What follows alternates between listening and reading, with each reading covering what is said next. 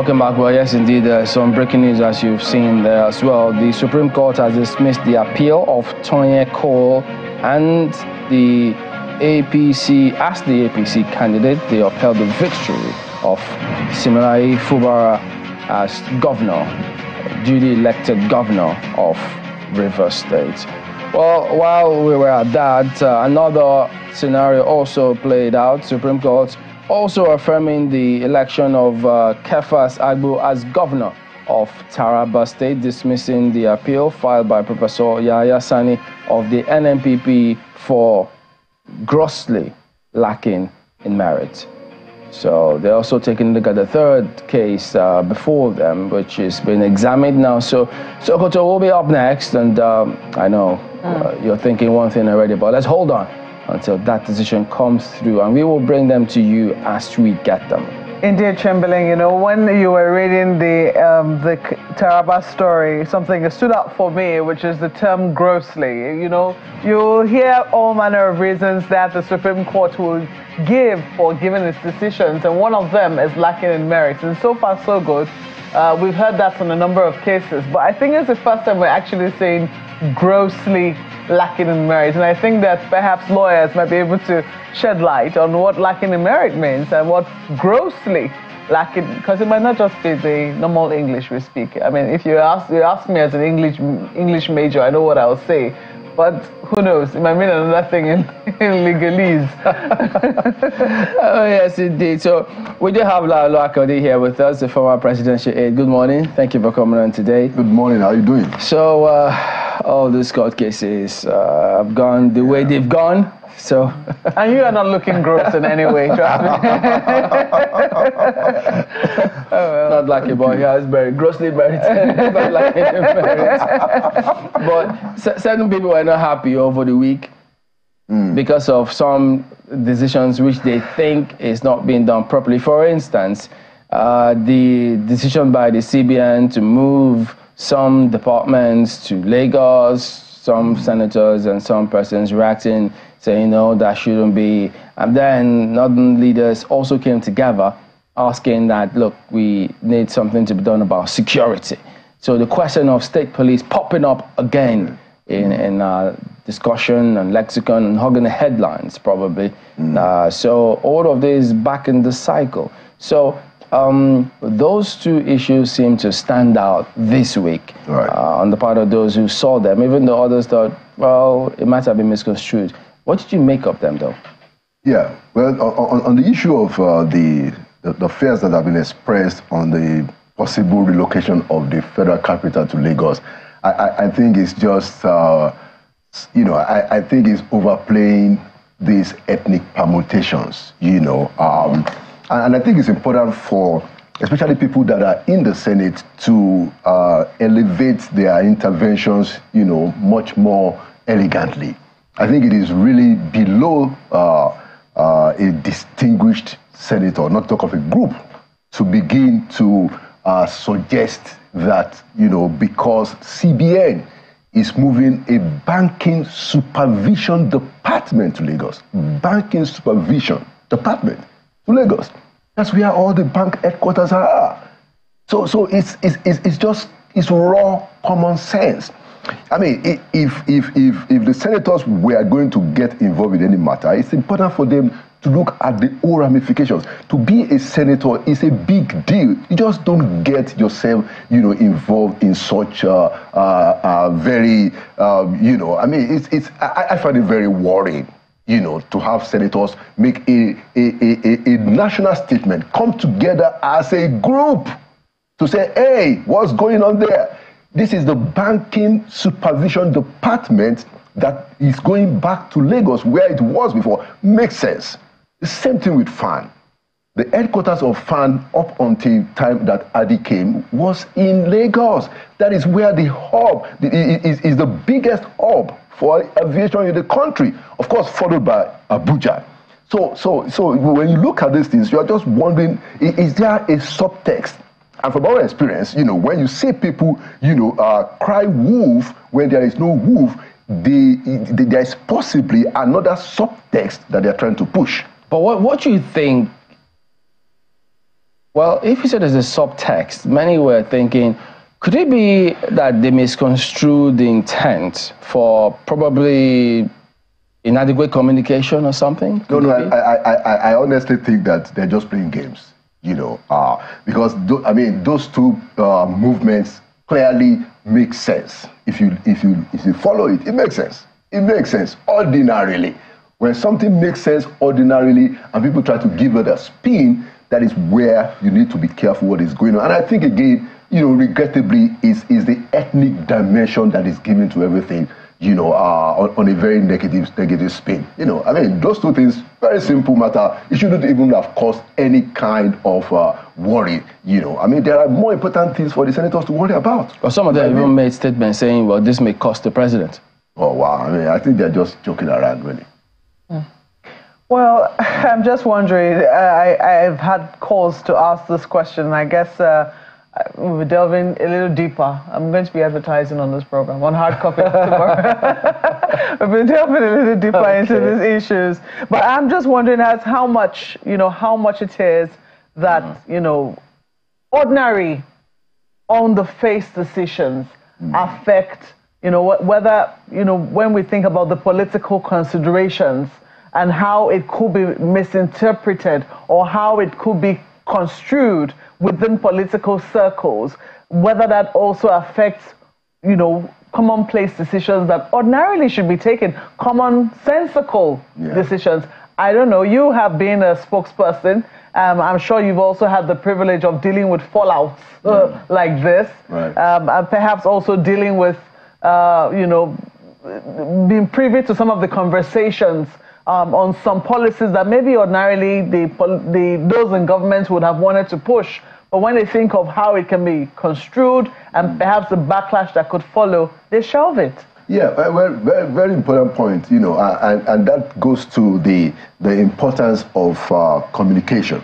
It's always important for government to have to come out and explain things properly and say, look, these fears are not, necessary. They are business. This is what we're trying to do. This is the reason why we're trying to do it, and try to influence the narrative. And I must commend Mr. Ononuga, statement that came out yesterday to explain that. Look, because people are already saying that, oh well, they're taking this FCT, the FCT back to Lagos. He made a very well-reasoned, fairly well-reasoned statement to say that no, there's no such thing like that, and he explained. That look, for instance, FAN was in Lagos. It makes sense for FAN to be in Lagos. Excuse me, come on. That is where the hub of, and by far, Lagos is the hub by far, ahead of Abuja. Abuja is next. So, and he explained that. And he said that, look, don't worry yourself. The capital of Nigeria is Abuja by law. By law. So the president doesn't even have the power, to do that. But you're right. It has to take, continuous engagement and communication. And I think Mr. Ononuga's statement tried to do that. But, sometimes we see that government is catching up. I'm just wondering whether, because ordinarily one would have thought this decision by FAN is an internal thing. It shouldn't have caused any uproar. I think there is. Sadly, that wasn't the situation. Yeah, I think, to put it very frankly, for the sake of public consumption, I think there's a worry, among a group, section of this country, and I've raised this question before. Oh, people thought that when Buhari was there, he was giving a lot of the things to the north. Now Tinubu is there, he's giving a lot of things to the southwest. I think that's the genesis of these things. But really, it doesn't matter to the people, and it doesn't really matter to the work of government. Just get the job done. All right. So to the next one, which is this restructuring of our security architecture, aka state police. Even though multi-layer policing may sound more appropriate because you have different things, because if you just say state police, some may narrow it down to a particular mindset or frame. But when you talk about multi-level policing, isn't it about time from the narrative you've seen? Does it make sense for us to go that way? Yeah, I think we are beginning to have a groundswell of opinion, almost becoming a national groundswell of opinion around the imperative for state police.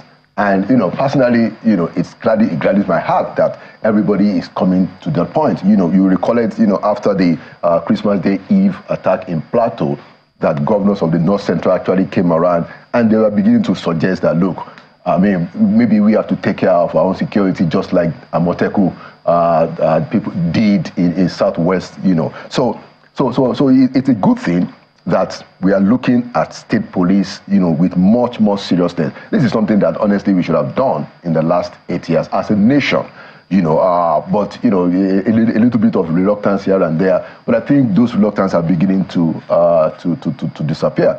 And I recollect that President Tinubu had also promised, during the campaigns, that he would take a good look at the issue of state police, that he will try to make it happen. So I think we're getting close to that. I wonder, though, why do you think that many of these persons make these comments about this, especially when I do remember some time ago when, God bless his memory, former governor of Ondo State, the South governors, the Northern governors, they all came together and said, yes, they think it's about time for us to have that.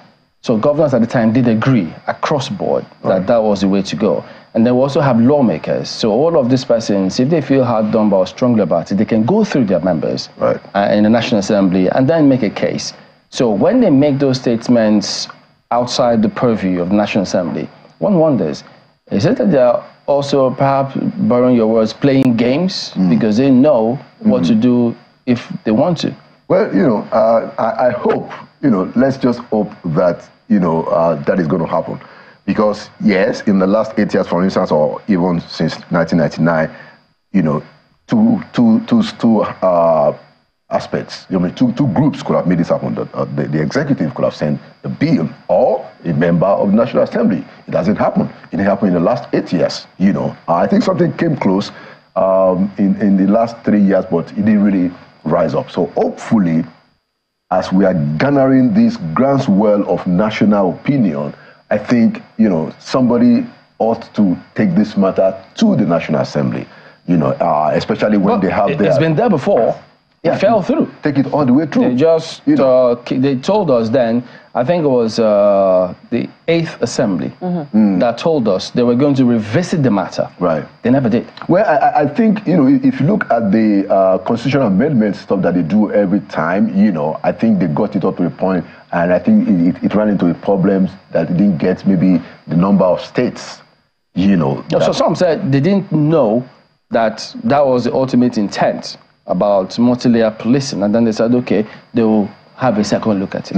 Yeah, well, because it will take a constitutional amendment. I imagine. So what it will have to be is that there has to be all the stakeholders have to agree. The presidency, National Assembly, state governors, state houses of assembly. We should have enough. But I think it is clear that everybody thinks we should try state police. Good news. Thank you, Chamberlain. Well, let me wrap all of these issues that you have raised up, Mr. Laolu Akande, to something you stated, and which is that of communication. Be it the issues around what Senator Ndume raised, the issue of relocation of government agencies from one place to the other, and the issue of multi-level policing that did not fall through in the National Assembly. There is something that I understand to be what they call multi-stakeholder engagement in all of these issues. You spoke about communication, and communication is a lot more than just giving information out to people. How can we tie all these things together so that these things don't always conflagrate, but they just move smoothly from level to level in getting people carried along, so we don't have all this bigotry and all of those things that have been alleged around? Excellent point, Ayo. So, if you look at the issue of communication, so there are levels of communication. There is internal communication. There is external communication. So, most of the people that are making this, that are expressing these fears about, CBN moving its banking supervision department to Lagos, FAN going back to Lagos, most of them are members of the ruling party. Although, they were very tactical in ensuring that the spokesperson is the NNPP senator from Kano. But most of them are members of the APC. So that's the point. So what kind of communication is taking place within the APC about what the government is doing? There seems to be a disconnect, because normally there should be an effective communication between the party and the government. I remember that there used to be a committee that was headed then by the vice president, that was set up by the president, that had the members of the presidency, that had members of the party, and that had members of the National Assembly that meets just so things can be connected, there can be coordination, and there can be effective communication. I think President Bola Tinubu needs to do that. He needs to have a place where, the presidency, the National Assembly, and the ruling party sit together regularly to review this matter. That's a form of communication that is missing right now. But in terms of even communicating with the public, I think the government can do a lot better, than it is doing generally. But I think, the statement yesterday was very good. Maybe, there should also be engagement, meetings with some of these people to say that, look, this is not what is going on. Although I really think that, it's more of ethnic permutations that is just an unnecessary fears that is being expressed. Well, staying with that issue of communication, Mr. Akande, you also raised an issue the other time, that the issue of relocating one department in an organization to another place for effectiveness is supposed to be an internal communication. How it got out to the point that it was now steered or skewed in the way it is being skewed is another conversation altogether. Would you say that there is some kind of internal communication error, leak, misalignment, even within government agencies to that effect as well? Well, I think it was the central bank itself that released the information about the fact that it was moving some of its department to Lagos. Now, I don't recollect exactly whether it was an internal memo, but making it public ought not to be a problem. I think it's even reasonable to get ahead of it and explain properly what it is. And from the statement that I read, that was where I saw that some of the departments includes the banking supervision. All the banks have their headquarters in Lagos, or 90% of the banks have their headquarters in Lagos. Where else can you better supervise them than in Lagos? So I think in terms of the communication, I think it is right for the central bank, to put this information out. And it's also right for the people that are in government, presidency, the executive of government, and the National Assembly, where these fears are being expressed, to also talk to themselves, and clear whatever fears. I don't think there's any reason to worry at all. Absolutely nil. Well, I guess that also goes to whether or not the relevant agencies are communicating effectively enough with the people. Staying with communication, Mr. Akande, because you started it. Stakeholder engagement in the National Assembly to the effect that some of the bills that ought to help strengthen our security apparatchik seems to be a little faulty. Take the issue that we discussed with Mr. Bagos, for instance, when he talked about the fact that the local government administration ought to have been an issue of history.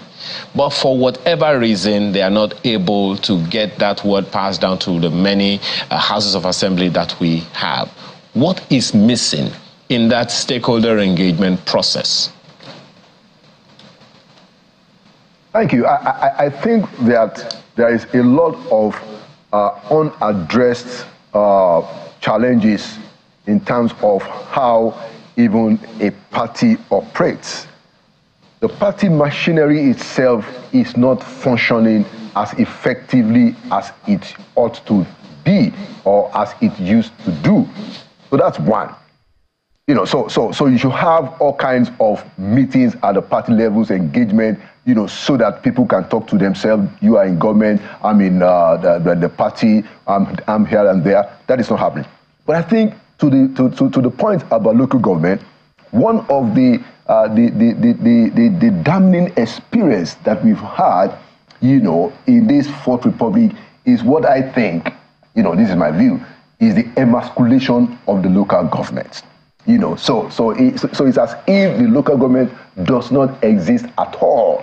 You know, and we are seeing the problems, the consequences in terms of the deepening of the insecurity. You know, because the people are there, the people are in the local government. The local government is where all these things happen. And local government has completely become without any kind of resources, without any kind of structural, you know, checkpoints. There's no money. The money is not going there. The governors are mismanaging for the most part. Not all of them. For the most part, they are controlling. You know, if they were controlling for good, but they have emasculated local government so much that nothing is happening there. So these are some of the problems, these are some of the challenges. We need to fix the processes in the party, especially the ruling party, you know, and we need to fix the processes of the local government administration in Nigeria. All right, thank you very much indeed, Lalo Akande, former presidential aide. So just before we go, Taufik, your message about the killings in Plateau, you say the unabated spate of killings in Plateau State has shown the insincerity and insensitivity of government as well as people against one another. Why can't the government be sincere and more decisive in taking drastic actions against those bent on causing mayhem? These guys are not ghosts. They are known faces and live among the people.